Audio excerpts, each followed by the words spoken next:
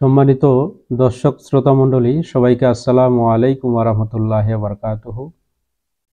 আহমদিয়া মুসলিম জামায়াতের বিরুদ্ধে আপত্তি করা হয় যে আমরা নাকি খতমে নবুয়তের বিশ্বাস করি না। আপনাদের অবগতির জন্য বলছি যে আহমদিয়া মুসলিম জামায়াতের সকল সদস্য আমরা খতমে নবুয়তের উপরে বিশ্বাস করি।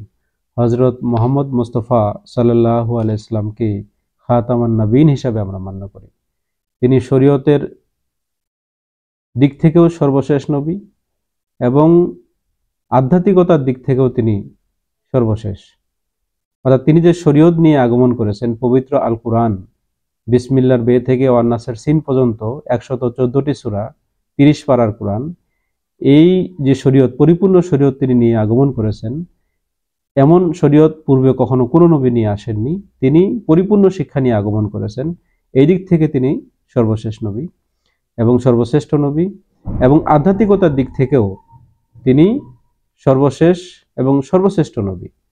মেরাজের রাত্রে ঘটনা আমরা জানি যে কিভাবে একে একে তিনি ষষ্ঠ আসমান পর্যন্ত গেলেন, সেখানে জিবরাইল আলাইহিস সালাম থেমে গেলেন, এরপরে সপ্তম আসমানে তিনি গেলেন।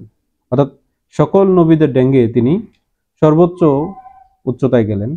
এই যে উচ্চ মর্যাদা, এই যে আধ্যাত্মিক অবস্থা, এটি একমাত্র হযরত মুহাম্মদ মুস্তাফা সাল্লাল্লাহু আলাইহি ওয়াসাল্লামের লাভ হয়েছে।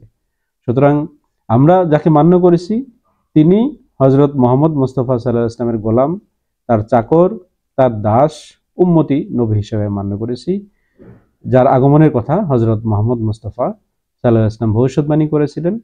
আপনারা বলছেন এখনো আসেননি, আসবেন, আর আমরা বলছি এসে গেছেন। যাচাই বাছাই করার দায়িত্ব আপনাদের। ভালো লাগলে মানবেন, ভালো না লাগলে মানার দরকার নেই। আজকে এই পর্যন্তই। আসসালামু আলাইকুম ওয়া রাহমাতুল্লাহি ওয়া বারাকাতুহু।